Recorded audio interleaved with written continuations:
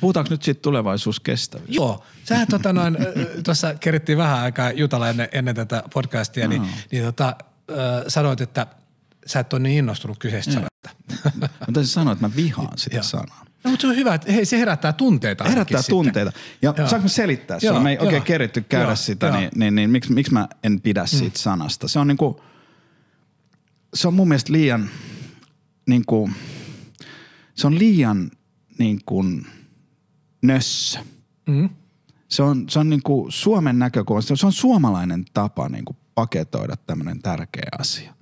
Eli se on vähän niin kuin mä aina käytän esimerkkinä sitä, että kun Suomen olympiakomitea lähettää urheilijoita hakemaan kokemusta olympiakisoihin, eikä lähetä voittamaan kultamitaleita. Niin musta siinä on niinku se tulevaisuuskestävyyden ja tulevaisuuskyvykkyyden ero on siinä, että tulevaisuuskestävyys on sitä, että ollaan iloisia, että tultiin 9. ja selvittiin maaliin.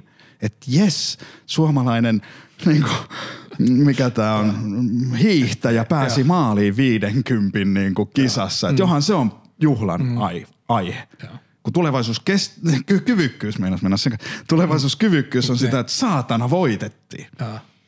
Ja sä voit kohta haastaa mua, mutta sen tulevaisuuskyvykkyydessä on koko aika se, että me asetetaan sitä rimaa vähän korkeammalle. Me halutaan menestyä, ei pysyä hengissä. Musta se, että organisaatio on tulevaisuuskestävä, niin musta siihen implisiittisesti on tarinoitettu se, että se selviää tulevaisuudessa. Ja se ei riitä. Jos ei ole mitään syytä pysyä hengissä, niin miksi helvetti selvitä? Me tarvitaan se syy. Joo, tuo mielenkiintoinen näkökulma. Mulle tämä menee niinku vähän eri tavalla. No varmasti, ajatukset, eli mulle taas se tulevaisuuskyvykkyys on kirjoitettu sisään siihen tulevaisuuskestävyyteen, koska ilman sitä, että sä välillä oikeasti menestyt kunnolla ja pärjäät ja ehkä voitat sen 50 hiihdon, että ehkä joka vuosi, mutta aina välillä, koska niin se tuottaa sen mahdollisuuden, että sä oot tulevaisuuskestävä myös. Kyllä. Koska se ei tule sieltä, että sä aina oot siellä niinku pahnan pohjimmaisilla ja just selvit, koska jonain päivänä siinä käy vaan silleen, että ne kaatuu ne yritykset. Et mulle se niinku tarkoittaa vielä enemmän. Enemmän mä näen niinku sen, että vielä tuosta niinku näistä termeistä, tai kun sä puhut siitä, että miten sä oot ajatellut sen tulevaisuuskyvykkyyden, mä ostan noita ajatuksia täysin, niinku tätä rohkeutta, luottamusta, inhimillisyyttä, sitä tavoitteellisuutta.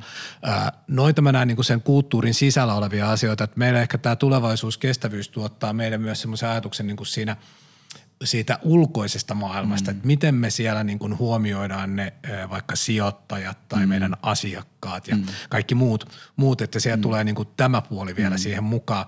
Miten nämä herättää erilaisia tuntemuksia ja ajatuksia.